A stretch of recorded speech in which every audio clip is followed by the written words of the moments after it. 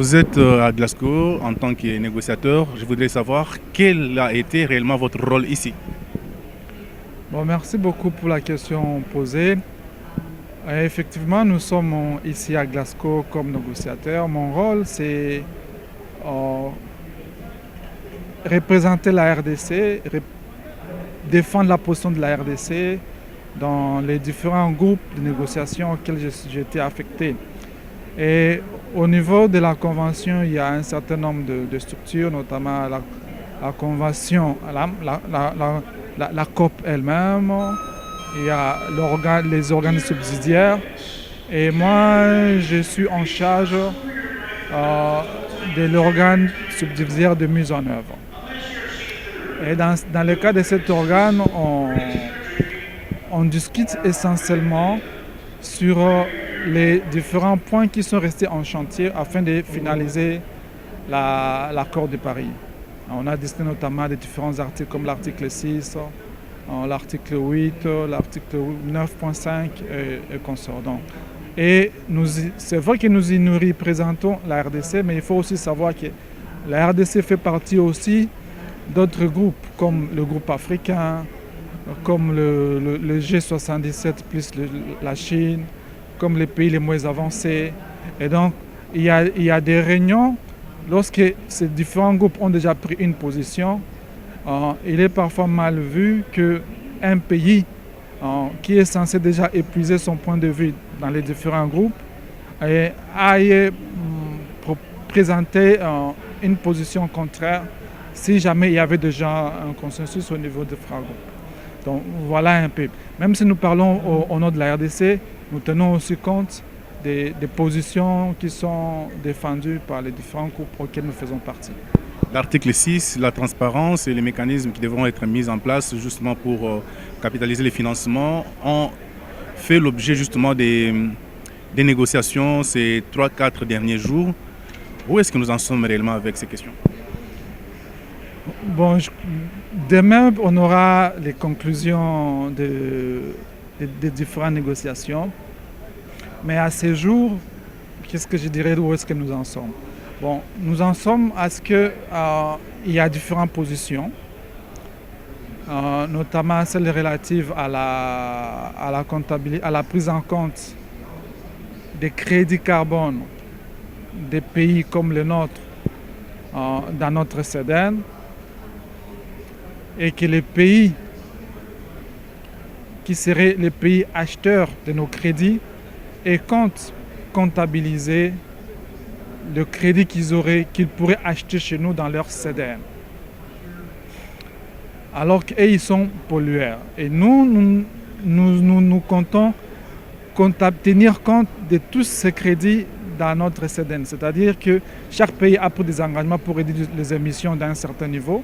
Et la RDC s'est engagée, dans le cadre de sa CEDEN, de réduire les émissions de 21%. Et si jamais demain nous vendons des crédits, par exemple, à la France, nous pensons pouvoir comptabiliser, même si la France a acheté, parce que la France est considérée comme étant un pays industrialisé, comme étant un pays pollueur. Et par contre, la France, la position des pays industrialisés, que quand ils payent, ils achètent les crédits, ça doit être comptabilisé dans leur CEDEN. Ça, c'est un des éléments pour lesquels on n'a pas encore trouvé des conclusions. Bon, autre élément, c'est en rapport avec le fonds d'adaptation. Normalement, les fonds d'adaptation initialement ont été considérés comme étant des financements additionnels. Or, dans la position qui vient essentiellement des pays industrialisés, et que dans les transactions qui se feront dans le cadre de transactions carbone, il est demandé aux pays en développement de financer leur propre fonds d'adaptation. C'est-à-dire quand la RDC vend des crédits carbone à l'étranger et prend une proportion de cet argent, il met dans le fonds d'adaptation pour pouvoir financer les projets d'adaptation. Or, et là, c'est comme si nous payons à la place de pollueurs. Là aussi, c'est un élément qui n'a pas encore trouvé d'accord. Et on va voir quelles seront les conclusions à la séance de demain. Et on espérait que, si je peux dire, parmi les éléments qui n'ont pas très bien marché dans le cadre de la COP26, c'est notamment cet élément lié au fonds d'adaptation. Alors, est-ce qu'on peut penser aujourd'hui que la RDC et les négociateurs congolais ont réellement joué leur rôle? Bon, nous sommes venus cette fois-ci à la COP avec plusieurs négociateurs, mais Ils sont nouveaux ou anciens? bon, il y a des anciens, il y a aussi des nouveaux. Il y a des anciens, il y a aussi des nouveaux. Beaucoup d'anciens, beaucoup de nouveaux? Pardon? Beaucoup d'anciens, beaucoup de nouveaux? Non, plutôt les nouveaux ne sont pas nombreux, ce sont les anciens qui sont nombreux. Et on a eu un petit souci, parce que nous voulions aussi nous marquer des points au niveau politique. Donc le chef de l'État était là, les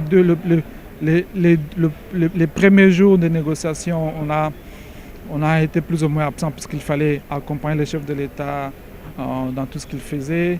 Et on a eu aussi le lead de la VPM qui est resté nous conduire. Et il y avait plusieurs réunions parallèles, plusieurs salles de vente auxquelles la RDC devait être présente. Mais les négociateurs parfois devaient accompagner les autorités dans ces différentes réunions. Mais on s'est toujours organisé pour qu'on soit au moins représenté dans les salles de négociation. Apparemment, votre réaction n'a pas été efficace parce que dans plusieurs événements, dans plusieurs discussions, on n'a pas vu la RDC. Par exemple, hier, il y a eu une discussion où la RDC n'était pas pratiquement visible. Bon, dire qu'on n'est pas visible, on peut être dans la salle, mais intervenir, ce n'est pas tout le monde qui est appelé à intervenir. Comme je vous ai dit que la RDC fait partie des différents groupes. Lorsque dans un groupe, dans les différents groupes auxquels on fait partie, on a déjà arrêté une position. Et si un des membres a déjà exprimé cette position, il n'est pas important que la RDC intervienne pour dire la même chose. C'est un peu ça, mais sinon on est présent, on est là. Mais ce que aussi il faut savoir, nous avons notre collègue l'ambassadeur Tossi qui a l'expérience, qui n'a pas travaillé comme négociateur. Justement, il n'a pas travaillé comme négociateur, c'est quand même justifié par rapport à sa position. Il est président d'un des organes subsidiaires. Et donc, on ne peut pas être président d'un organe de la Convention tout en étant le porte-voix d'une partie. Avec sa position, il est censé être neutre. Okay? Il ne peut pas être jugé parti. Mais néanmoins, en parallèle, on était toujours en contact avec lui. On n'a pas senti la coordination entre les différents négociateurs, également aussi les ministères ou la vice-primature. Donc, on n'a pas vraiment ressenti cette coordination. Qu'est-ce qui a failli?